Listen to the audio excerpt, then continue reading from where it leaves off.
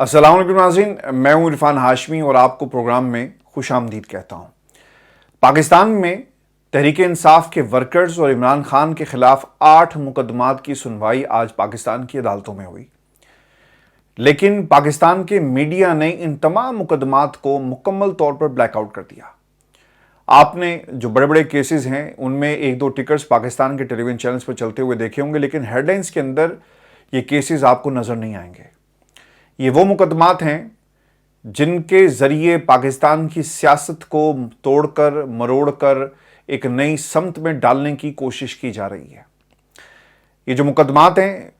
हमने ये आज पाकिस्तान की अदालतों से कुछ हमारे रिपोर्टर दोस्त वहाँ पर मौजूद थे उनसे और फिर अपने इंडिपेंडेंट सोर्सेज के ज़रिए ये इन्फॉर्मेशन हासिल की, और मैं आपके सामने एक तो इन मुकदमात की तफसील अपडेट एक रख दूँ कि हुआ क्या है और अब इन मुकदमात के ज़रिए कौन सा खेल जो है वो खेला जा रहा है। व्यूअर्स, आपको बता दें कि एक केस है खान साहब का सहूलियात ना फराहम करने का। अच्छा, इस केस के अंदर खान साहब के वकला पेश हुए हैं जी, और उन्होंने ये मौक़िफ़ अदालत के सामने रखा कि जनाब एक तो सहूलियात फराहम नहीं की जा रही, दूसरा फैमिली और वकला से मिलने की इजाज़त नहीं है। जब जेलर की मर्ज़ी होती है वो इमरान खान से मुलाकात करवा देते हैं, लेकिन इसके अलावा जो शेड्यूल है उस शेड्यूल के मुताबिक कार्रवाई नहीं होती, इस पर अमल नहीं किया जा रहा। और फिर सबसे जो इम्पॉर्टेंट चीज़ थी वो थी इमरान खान की सेहत। आपको एक्सेस होना चाहिए डॉक्टर फैसल तक, लेकिन ये एक्सेस नवाज शरीफ को तो मिलेगा। आप पूरी की पूरी रियासत को नवाज शरीफ जो एक मुजरिम है, मुल्क से भागा हुआ है, एक इश्तिहारी है, उसके प्रोटोकॉल पर लगा दें कि ये जेल नहीं जा सकता। लेकिन वो शख्सियत, वो लीडर जो पाकिस्तान की सबसे मकबूल शख्सियत है, अवाम का ये फैसला, ये मेरा कोई फैसला नहीं है कि मैंने एक बंद कमरे में बैठकर ये फैसला कर लिया और आपको ये मैं सबक जो है पढ़ा रहा हूँ। ये पाकिस्तान की अवाम का फैसला है। आप पाकिस्तान में माइक लेकर निकलें और लोगों से ये सवाल करें कि नवाज शरीफ साहब पाकिस्तान वापस आ रहे हैं, तो आप क्या उसके इस्तकबाल के लिए जाएंगे? लोग अपने पेट को दिखाएंगे, आपको अपने बच्चों के हालात का जिक्र करते हुए आंसुओं के साथ रोते नजर आएंगे कि नवाज शरीफ, उसकी हुकूमत, उसके भाई की हुकूमत, पीडीएम की हुकूमत और इन सियासतदानों ने पाकिस्तान का क्या हाल कर दिया है। एक इंट्रा कोर्ट अपील है जी, जस्टिस मियां गुल हसन औरंगजेब और जस्टिस अरबाब मोहम्मद ताहिर ने इसकी समाअत की। वकील शेर अफजल मरवत ने जेल रूल्स जो थे वो अदालत के सामने रखे, जिसमें जो इमरान खान को सहूलियात दी जानी चाहिए उनका हवाला दिया गया। इस्तदा की गई कि उन्हें वर्जिश करने के लिए मशीन फराहम की जाए, और फिर उन्होंने ये भी सवाल किया था कि इससे पहले क्या होता रहा है, क्या आपके पास ये तमाम सहूलियात आपको दी गई थी जब खान साहब को जो है वो अटक जेल के अंदर रखा गया। तो इसके ऊपर उनका ये कहना था कि जनाब पहले भी ये सहूलियात जो हैं वो नहीं दी गई। अच्छा, इसमें एक नुक्ता बहुत ही अहमियत का हामिल था, क्योंकि वकील साहब बार बार जो जेल की हालत है इसका जिक्र कर रहे थे कि वहाँ के हालात ठीक नहीं है, आप ख़ुद भी जाकर देख सकते हैं। तो इस पर जो जज साहब थे गुल हसन औरंगजेब साहब, उन्होंने ख़ुद से ये तस्लीम कर लिया कि हमने जेल का जो हस्पताल है इसका विज़िट किया है, वो ख़ुद बीमारियों से भरा हुआ है। इसके बावजूद जज ने यकीन दहानी कराई कि वो एक तफसीली ऑर्डर जारी करेंगे और इसमें लिखेंगे कि किस किस्म का जो प्रोटोकॉल है वो इमरान खान को उनके जो प्रोफाइल था उसके मुताबिक दिया जाए। अच्छा, इस केस में चीफ जस्टिस के पास 2 दरख्वास्तें दायर हो चुकी हैं, लेकिन कोई रिलीफ जो है वो इमरान खान को नहीं मिलता। उल्टा 2 नंबरी ये की गई कि चीफ जस्टिस ने अपने फैसले में बी क्लास का जिक्र नहीं किया जब उन्हें अडयाला जेल जो शिफ्ट किया गया। जज साहब लिख सकते थे कि इमरान खान को बी क्लास उनके प्रोटोकॉल के मुताबिक दी जाए, लेकिन जानबूझकर ये लफ्ज़ जो है उससे हज़फ किया गया। व्यूअर्स, आपको ये बताएं कि इस पूरे केस के अंदर एक नुक्ता बहुत ही अहमियत का हामिल था। वकील साहब चीख कर बता रहे हैं कि जेल के हालात ठीक नहीं है, सिक्योरिटी के मसाइल हैं, आप खुदा के लिए इमरान खान की ज़िंदगी को ख़तरा है, घर का खाना दें, और फिर इमरान खान की सेहत जो है वो ख़राब हो रही है। अब ये गवाही जो है वो किसी वकील या किसी गवाह की तरफ से नहीं आई जिसे खड़ा किया जाता है पैसे देकर, बल्कि ये गवाही उसी अदालत के जज की तरफ से आ गई है, और ये जज साहब इमरान खान के दिफा में मैदान में आ गए हैं। और उन्होंने ये बात खुद से कही कि जिस अडयाला जेल का आप जिक्र कर रहे हैं वो तो खुद उसका हस्पताल जो है वो बीमारियों का गढ़ है और उसके हालात ऐसे नहीं हैं। جس پر ہم کوئی تسلی بخش جو ہے وہ جواب دے سکیں. لیکن ایک بات اب طے ہو گئی ہے کہ جسٹس میاں گل حسن اورنگزیب اور جو دوسرے جج صاحبان ہیں وہ ضرور اس پر فیصلہ دیں گے, جس انہوں نے کہا کہ ہم ایک آرڈر جاری کر دیں گے. لیکن دیکھنا یہ ہوگا کہ ماضی کی طرح دوسرے جو جج صاحبان تھے انہوں نے بھی دلیری دکھائی, دلیر بننے کی کوشش کی, لیکن بعد میں یا تو وہ دلاور ثابت ہوئے یا پھر ابو الحسنات کا لقب جو ہے ان کو ملا. اور جس قسم کے فیصلے ان عدالتوں سے آ رہے ہیں وہ آپ کے سامنے ہے. اچھا ویورز, میں اب آپ کے سامنے نا یہ جو دوسرا کیس ہے اس کا بھی حال احوال رکھ دوں, اور عمران خان صاحب کو اس کیس کے اندر جو ان کے وکلاء ہیں اور وہ کیا دلائل دیتے ہیں اور اس وقت عمران خان کو کن مشکلات کا سامنا ہے. آپ کو بتا دیں کہ عمران خان کے وکلاء کی جو ٹیم ہے انہوں نے توشہ خانہ نیب تحقیقات کیس میں گرفتاری سے بچنے کے لیے ایک درخواست جو دائر کر دی ہے. پہلے ایسا ہوتا رہا ہے کہ ایک کیس میں عمران خان کو ریلیف ملتا ہے تو دوسرے کیس میں گرفتاری ڈال دی جاتی ہے, اس لیے یہ درخواست جو ہے وہ اسلام آباد ہائی کورٹ میں دائر کی گئی ہے. تیسری جو چیز, القادری ٹرسٹ کیسز میں بھی عمران خان نے گرفتاری سے بچنے کے لیے اسلام آباد ہائی کورٹ میں درخواست دائر کر دی ہے. چونکہ ہوگا یہ کہ عمران خان کو اگر یہاں سے ریلیف مل گیا, جس طرح سزا کو معطل کیا گیا, تو پھر ہم نے یہ دیکھا کہ عمران خان کو دوسرے مقدمے میں دھر لیا گیا. اب یہ جو کیس نمبر 4 تھا, سائفر کیس میں فرد جرم عائد کرنے کا ٹرائل کورٹ کا حکم عمران خان صاحب نے اسلام آباد ہائی کورٹ میں چیلنج کر دیا ہے, اور عمران خان نے 9 اکتوبر کے ٹرائل کورٹ کے حکم کو کالعدم قرار دینے کی استدعا کر دی ہے. ویورز, کچھ سوالات یہ تمام مقدمات کے حوالے سے. پہلی چیز کہ سائفر کیس توشہ خانہ کا ایک ایکشن ری پلے کیا ثابت ہوگا, تو میں آپ کو بتا دوں کہ توشہ خانہ کیس میں بھی عمران خان نے یہ موقف اختیار کیا تھا. اگر آپ کو یاد ہو کہ وہ 9 مئی کو نیب کیسز میں گرفتار کیے گئے تھے اور اگلے روز ان کو توشہ خانہ عدالت کے سامنے پیش کیا گیا. جج ہمایوں دلاور نے ان کو چارج شیٹ پڑھ کر نہیں سنائی تھی, اور اس وقت بھی ان کا وکیل بار بار یہ کہتا رہا کہ جناب ہمیں تو چارج شیٹ جو ہے وہ مہیا ہی نہیں کی گئی اور ہمیں پڑھ کر بھی نہیں سنائی, تو آپ یہ کس طرح ہمارے پہ چارج فریم کر سکتے ہیں. سائفر کیس میں بھی عمران خان نے کورٹ کے سامنے یہ موقف اختیار کیا تھا کہ انہوں نے سرے سے کیس کا جو چلان کی کاپیاں جو ہیں انہیں وصول نہیں کی گئی, اور پھر آپ ہمارے پہ فرد جرم جو ہے وہ عائد کرنے جا رہے ہیں. تو یہ دوبارہ سے وہی کام جو ہے وہ عمران خان کے خلاف یہ عدالت کر رہی ہے. پھر سائفر کیس کے جیل ٹرائل اور جج کی تعیناتی کا معاملہ ابھی اسلام آباد ہائی کورٹ میں زیر سماعت ہے, اور اس کا فیصلہ ہونے تک ٹرائل کورٹ چارج فریم نہیں کر سکتی. اگر آپ کو کسی کے اوپر تحفظات ہیں تو یہ اس درخواست گزار کا یہ حق بنتا ہے کہ پہلے اس پر فیصلہ کیا جائے, اور پھر اس فیصلے کے بعد آپ اس کیس سے متعلقہ فیصلہ جو ہے وہ صادر کریں. چونکہ اعتراض اٹھا دیا گیا تھا, لیکن اعتراض کا کیا ہوگا, آپ کو یاد ہے کہ عامر فاروق صاحب پر بھی خان صاحب نے اعتراض اٹھایا, اور ان کی باقاعدہ آڈیو ریکارڈنگ موجود ہے جس میں وہ کہہ رہے ہیں کہ یار یہ تو انسٹرکشن جو ہے کہیں اور سے لیتا ہے. تو جو انسٹرکشن کہیں اور سے لیتا ہے تو کیا وہ انسٹرکشن کہیں اور سے لے کر ان کو یہ انسٹرکشن جاری نہیں کرے گا کہ یار تم ذرا پریشان نہ ہونا, تمہارے خلاف درخواست آئی ہے لیکن میں پیچھے سنبھال لوں گا. توشہ خانہ کیس کی طرح اب سائفر کیس میں بھی ٹرائل کورٹ جو ہے وہ جلدی میں کیا جائے گا, اور عمران خان کو سزا دینے کی تیاریاں جو کی جا رہی ہیں. ویورز, آپ کو یہ بتا دیں کہ یہ سوال کہ توشہ خانہ کیا یہ جو کیس ہے توشہ خانہ کیس کی طرح کیا سائفر کیس میں بھی اسلام آباد ہائی کورٹ جو ہے وہ سوئی رہے گی. توشہ خانہ کیس میں فرد جرم اور متعلقہ ریکارڈ پیش نہ کیے جانے کے معاملے پر عامر فاروق صاحب نے کوئی فیصلہ نہیں دیا, جبکہ عدالت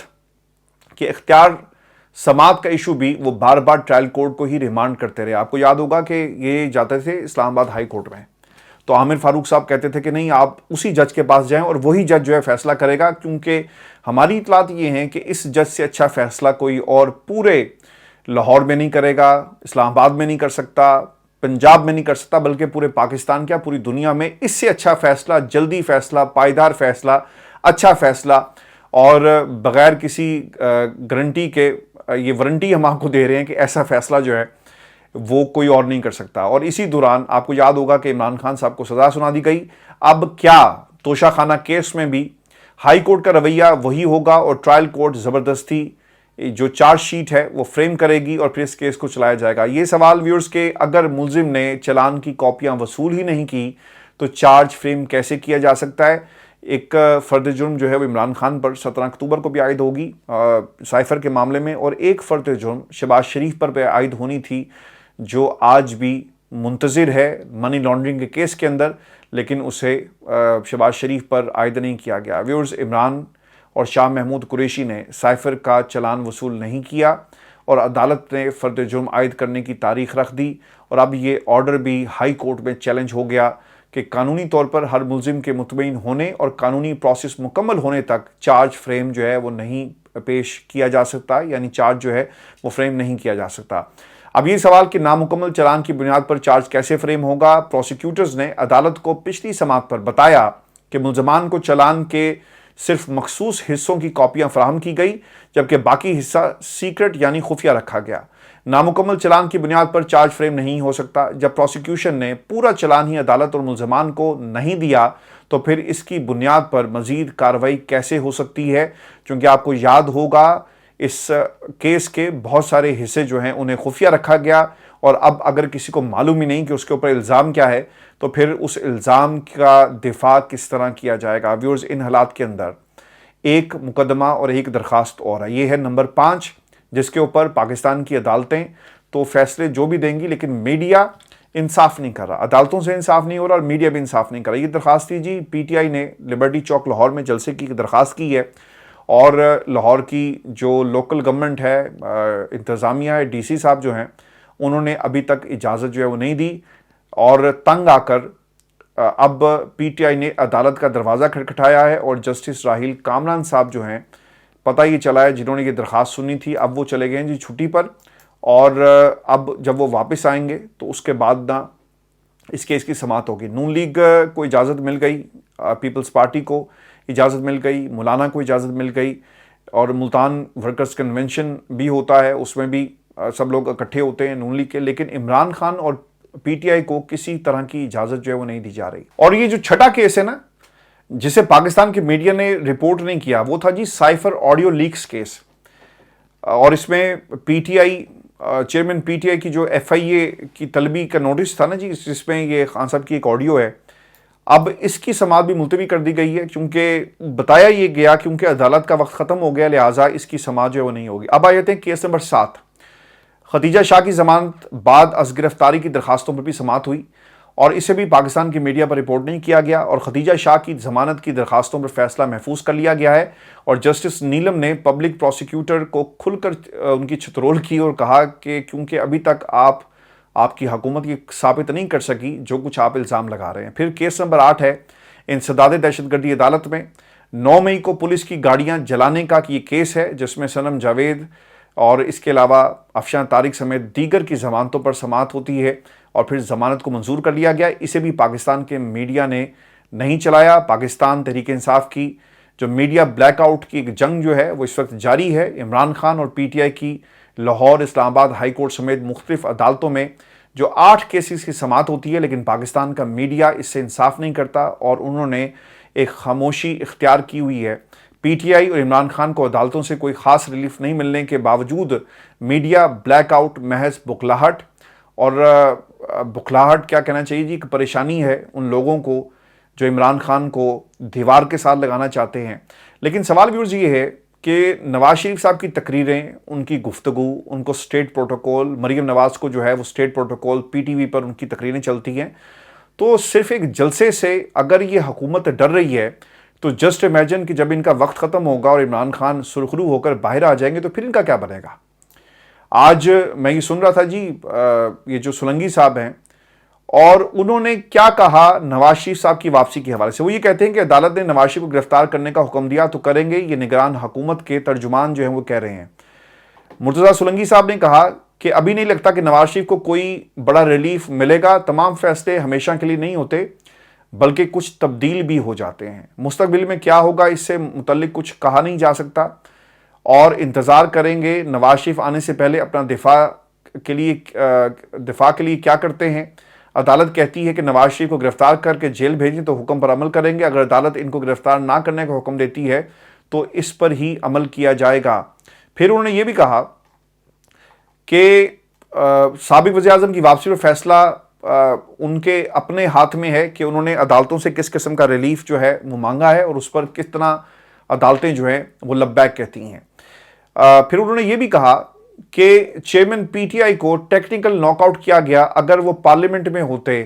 تو اس وقت نگران وزیر اعظم کا فیصلہ کوئی اور کر رہا ہوتا۔ پی ٹی آئی جلسہ کرنا چاہتی ہے، چونکہ اس سے ریلیٹڈ تھا نا کہ اگر پی ٹی آئی جلسہ کرنا چاہتی ہے تو انہیں اجازت ملنی چاہیے،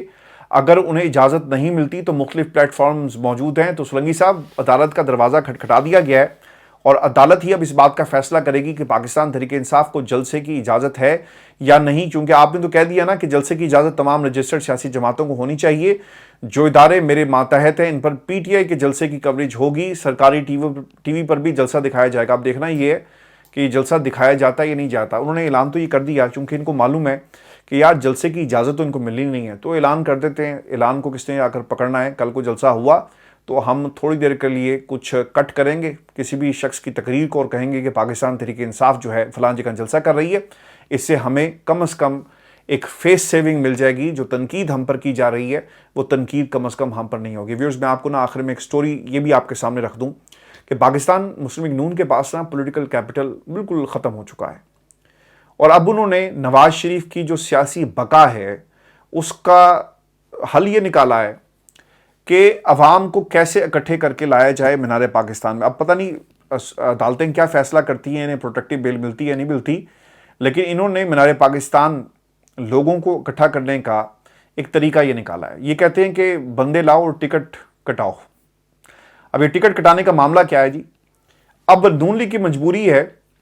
اور اگر یہ نواز شریف صاحب کی مکاری کہا جائے تو غلط نہیں ہوگا۔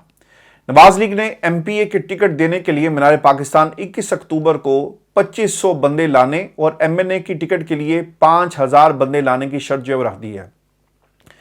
سوال یہ ہے کہ کیا گیم نواز شریف، مریم اور شہباز کے ہاتھ سے نکل گئی ہے؟ مریم کے فلاپ روٹی شو کے بعد بندے لانے کی شرط لوگ کیسے پوری کریں گے اور کہاں سے یہ پوری ہوگی؟ اگر لوگ سڑک پر شہباز شریف کو گالی دے رہے ہیں اور مریم کے جلسے ناکام ہو رہے ہیں تو پھر ٹکٹ ہولڈرز بندے کیسے لائیں گے؟ کون کتنے بندے لائے گا؟ یہ فیصلہ کون کرے گا؟ کیا اب 21 اکتوبر کو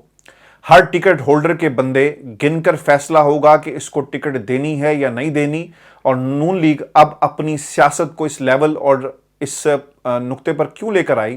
بندے کون گنے گا؟ یہ ٹاسک کس کو دیا جائے گا؟ کیا ہر ٹکٹ ہولڈر کے بندوں کی باقاعدہ رجسٹریشن ہوگی اور انٹری کی جائے گی؟ اور جو انہوں نے ڈیمارکیشن کی ہے، ایک پلاٹ ان کے نام جو ہے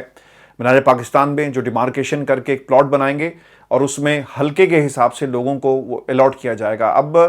سوال میرا نون لیگ سے یہ ہے کہ اگر کوئی 5000 بندے نہ لائے اور 4995 لے آیا تو کیا اس کو ٹکٹ دیا جائے گا یا نہیں دیا جائے گا یا روک لیا جائے گا؟ نون لیگ اب الیکٹیبلز کی بجائے مینار پاکستان زیادہ بندے لانے والوں کو ٹکٹ دے گی۔